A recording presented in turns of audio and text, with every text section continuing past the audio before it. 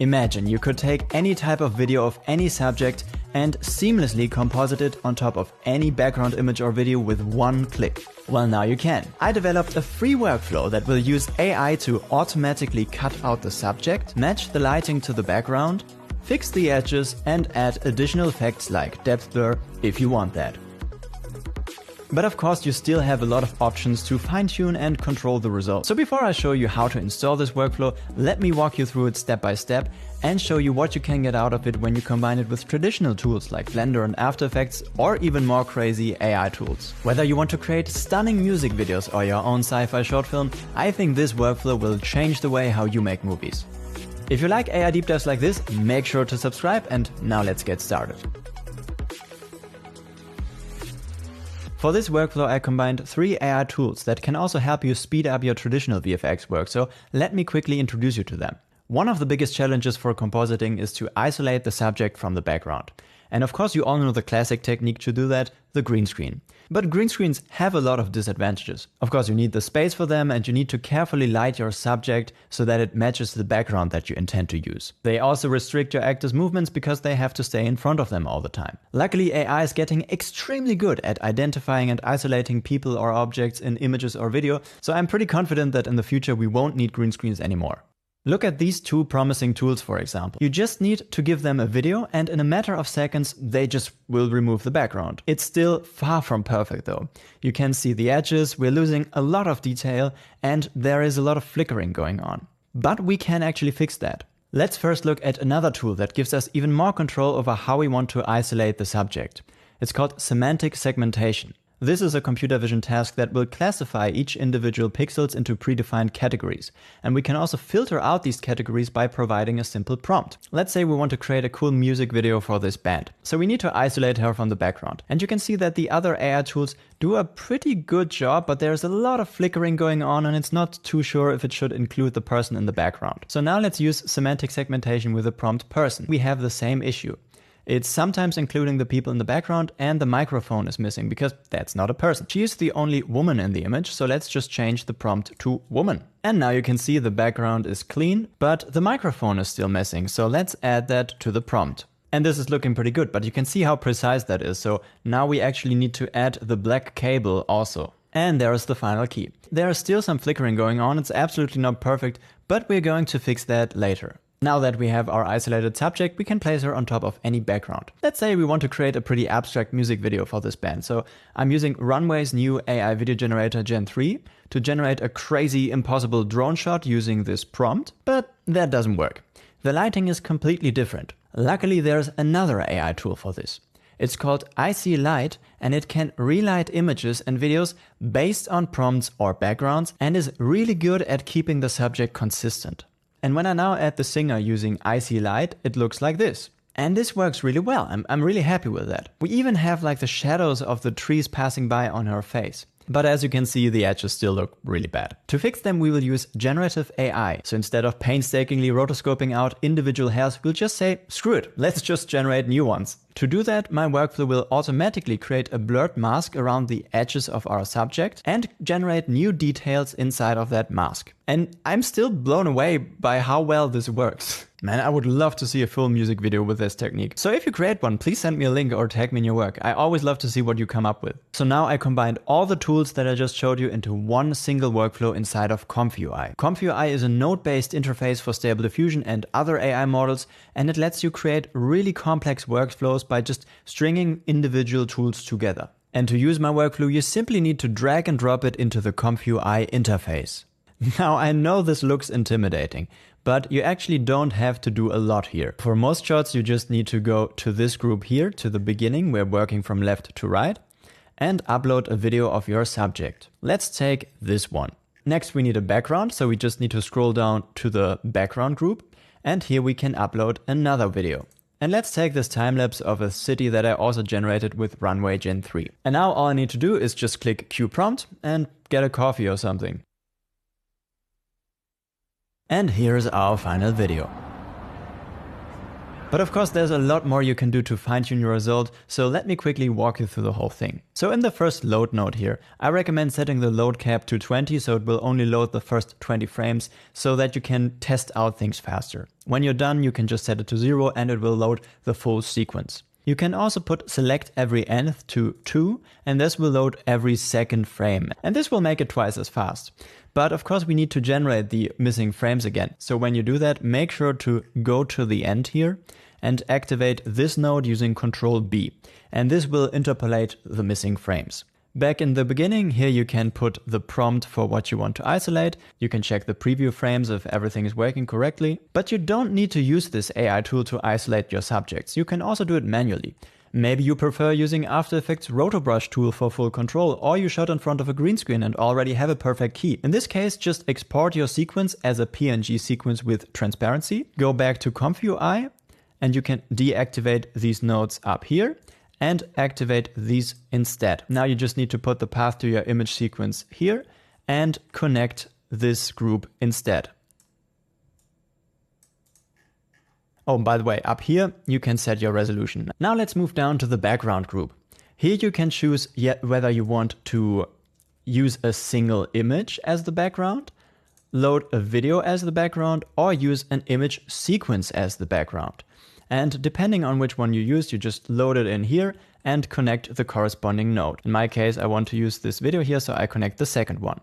Next, you can activate this node here, and this will just blur the background. This might make sense in close-up shots, for example. And next, let's take a look at the prompt. So this prompt is especially important for generating the edge fix. This generic prompt will work for pretty much any type of shot, but I recommend being a bit more specific here. I found that especially naming the hairstyle can help a lot with the edge fix later. Next to our prompt, we have the IC light group that will just relight the image. You don't have to do anything here.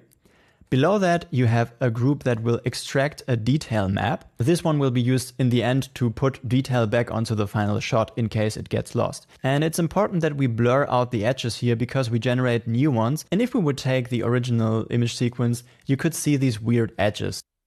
Next to that, we have the group that will create the automatic mask for the edge fix, and just make sure that all the edges are covered, and you can expand it a little bit or blur it a little bit depending on how close your subject is to the camera. You can also set how much the whole image should be diffused, and I recommend bringing it up a little bit because it will fix any flickering that IC light may introduce to the shot. Depending on how much you want to stylize your final image, you can bring it up even more. Finally, the last group is the edge fix, and you also don't have to do anything here.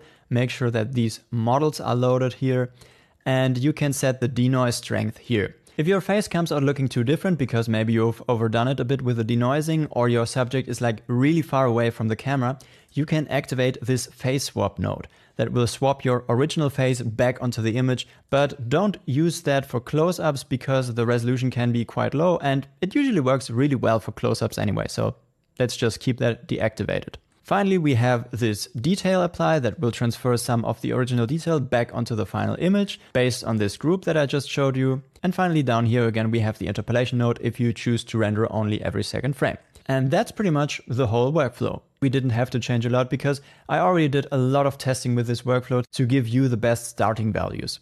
And if you're having any problems, you now have an idea where to look to fix them. And if you're supporting me on Patreon, you can also drop into the Need Help channel if you're still having any issues, and we'll try to fix it together. As a thank you for your support, you can also get access to the advanced version of the workflow, so let's quickly take a look at that now. For this one, I added all the other AI matting methods. And what I like to do for simpler shots is just to activate the other ones here and just run them all to see which one gives you the best result. Though my favorite is still the segment anything that's also included in the simple workflow. I also included an automatic prompt generator so that you don't need to change the prompt for each new shot. I'm using Florence 2 here, an AI captioning tool developed by Microsoft. So it will load the first image of your sequence, take a look at it, and write a description. And this text is then added to this generic style prompt here, and it's then connected to the positive conditioning. You can still use the fully manual prompt here, so you can just open that up and connect this one instead.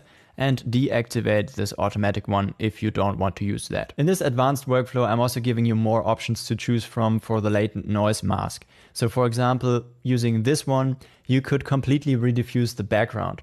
And this will not only fix the edges around your character, but it will also try to match the background to the style of your character. And you can see previews of all the masks here and their name down here. And if you want to use this one, for example, instead of this one, you just need to go up here, go to this mask loader here, and select the other one that you want to use. I also added this post-processing group here, and you can add it to add some glow and some film grain to your shot. It's important to me to test out these workflows as much as I can to find the best settings before I share them with you. So let's now take a look at all the experiments I did with this workflow. I really like the combination with this workflow and other generative video tools like Runway Gen 3. It has so much potential for crazy music videos or absolutely wild VFX shots. And the craziness of these backgrounds also helps to hide some imperfections in the image. So next I wanted to try out a more classical VFX shot without so much going on. We have this man here walking along a street drinking his coffee, but let's say this movie is actually set in a city looking like a gothic cathedral. So I went to the AI image generator Midjourney and generated an image of that using this prompt. I tracked the footage in Adobe After Effects and made the image stick to the background. But now it still looks like a flat 2D image. So I went over to the Hugging Face demo of Depth Anything, an AI tool that will estimate the depth of your image. And you just need to drag and drop your original image here, and after a few seconds you'll have a depth map. An image where white pixels are close to the camera and black pixels are further away. And look at how well that worked. I can now use this depth information in a displacement effect in After Effects to fake a 3D parallax effect. But it's still not looking perfect. So to hide the imperfections, and also because the original video has a blurry background, I can also use this depth information to create a 3D depth blur using this effect. To make it feel a bit more alive, I also went back to Runway Gen 3 and generated some stock footage of a foggy, cloudy atmosphere using this prompt and added it on top of the image. Finally, I rendered out the background sequence as an H.264 video and imported it into my workflow, and this is the final shot.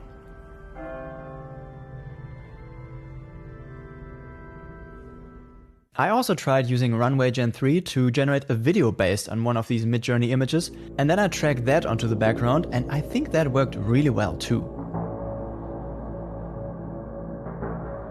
For the next shot, I wanted to put myself in a futuristic environment, a futuristic spaceship. I used the free CamTrack AR app, which tracks the camera movement as you film, and you can easily import this data into Blender, for example. Next, I went back to Midjourney and generated a 360-degree image of a spaceship interior. I upscaled the Midjourney image using the Ultimate Stable Diffusion Upscaler, and I added it onto a sphere in Blender and exported it as a PNG sequence. And using my compositing workflow, I was able to create this shot. If you're interested in this technique, make sure to check out my video on AI virtual production. But now that we already have this perfect 3D track, I also wanted to try and combine it with my AI projection mapping and AI rendering workflow. So the way this works is that I create a rough 3D geometry around me in this shot. And in this case, I'm just reusing the scene that I created for my AI rendering workflow. Next, I create a panoramic camera in the place where I'm standing and export the depth information of that image. I can then use Stable Diffusion to create a final 360-degree image based on the depth information and a prompt. And then I can project it back onto the original 3D surface, creating a full AI textured 3D environment. And I'm absolutely blown away by how well this technique works. And don't worry, I will make a full tutorial on it soon, so make sure to subscribe. Finally, I rendered out the full shot as a PNG sequence, and with my compositing workflow, it now looks like this. But the amazing thing about this workflow is that we can now just go back into Stable Diffusion, change the prompt, generate a new image, change it out in the material in Blender, and we have a completely new scene.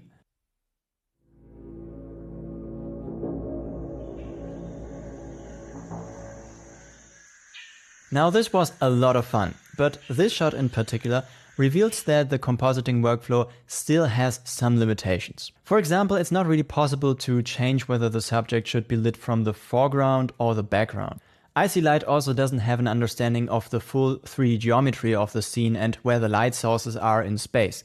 Instead, it will just try to light the subject based on the background. So you can see as soon as the light source leaves the image, the light will just disappear, even though it should of course still be there and still light the subject. And since it doesn't have this understanding of the full scene, it will look for the brightest area in the image and determine that this must be the light source. You can see in this shot, because the ground is so bright, it will use this as the main light source, even though it should be the sun. And this is also the reason that shots like this, where the camera moves around the subject, look a bit weird, because of course the light should stay in the same place. Another mistake that can happen is that the face comes out looking too different. And this might happen if your character is like really far away or you're rediffusing the full image. In these cases, you can use the reactor face swap node to swap the original face back onto the subject. But why would you even want to fully diffuse your image again? You may remember how we used a similar technique to integrate our characters into the background using my consistent and posable character workflow from one of my older videos. Here we diffused the full background to even create new shadows for our subject here. And this technique also works for this workflow. You just need to select the background mask in the advanced workflow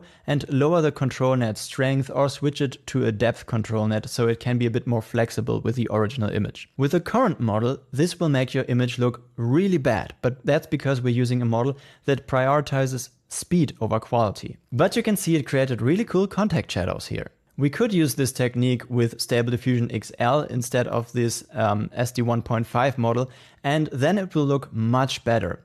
Still not perfect though, but I still think it's an amazing proof of concept that in the future, as these models get better and better, we will be able to use this workflow to not only integrate characters into backgrounds, but also make them interact with them like this. So keep in mind that this is the first version of the workflow and there will still be some artifacts like flickering and blurriness. But as I said in the beginning, I think it's already amazing for like low budget productions, for music videos, to create your own sci-fi short film for TikTok or YouTube. So now that you know how it works, let me show you how to set it up. I created this free guide that you can just follow along. The first step is to download ComfUI. Go to this website here, scroll down and click this link to download it. So now you can just put this folder anywhere you'd like and extract it. This extracted folder is now your ComfUI directory. Next, you need to install Git, and I've already done it, but you just need to install the standalone version and follow the installation steps. Next, you need to download the ComfUI manager. Just go to this side here, scroll down again and right-click, save link as, go into your ComfUI folder and save it there. Double-click on it to install the manager. Now you can just click Run NVIDIA GPU, click Run Anyway, and ComfUI will start. Next, we need to install some models. As my checkpoint, I'm using this model right here. Just right-click on Download, save link as, go to ComfUI, Models, Checkpoints, and Save. Next, you need to download a ControlNet model, and the easiest way to do that is just go to ComfUI, Manager, click Model Manager, search for Tile, and install one right here. Next, we need to install a motion model for Animate Diff, and we can also install that via the manager. Model Manager, search for version 3, and it's the first one up here. Next, we need to install the Animate Diff LoRa. You can get it from the Hugging Face website here. Just download this one. Then go to ComfUI, Models, LoRa's, and I like to create an extra folder just for organization purposes. Just put it in this folder. Next, we need to install the model for IC Light, and we can do that in the manager. So just search for IC Light, and you need this one, the FBC one. When all the models are installed, we can just click Refresh. To use my workflow, you just need to drag and drop them into the ComfUI interface.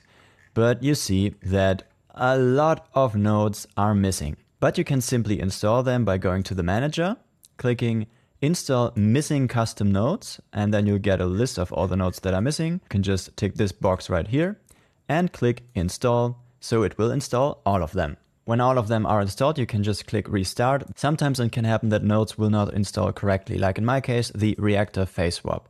You can ignore this if you don't want to use this, but if you want to use this, you need to find out which Python version we're using. So for that, click on Python Embedded and run this Python application here. And you can see I'm using 3.11. So we will download this version that is 3.11. Next, go to your download location, right click, copy as path. Next, we need to go back to our comp.ui folder, right click, open in terminal, and paste in this command line here. You can copy this part from the installation document and you want to put in your path here. And when it's done, you can close it, run NVIDIA GPU. And when I now start comp.ui, you can see we don't have an error message anymore and this node is here. But yeah, I didn't want to use it anyway, but now we have it. Next, let's quickly double check if all the models are in the right place. So these will be automatically downloaded when you first run it. Make sure to put your checkpoint here and your LoRa here. The IC light should go here. We want the tile control net here. And this motion module down here. And that's pretty much it. I hope you have fun with this workflow and I'm already excited to see what you will create with it. Developing and testing out these workflows takes a long time, so thank you very much to all my Patreon supporters who make these videos possible. See you next time.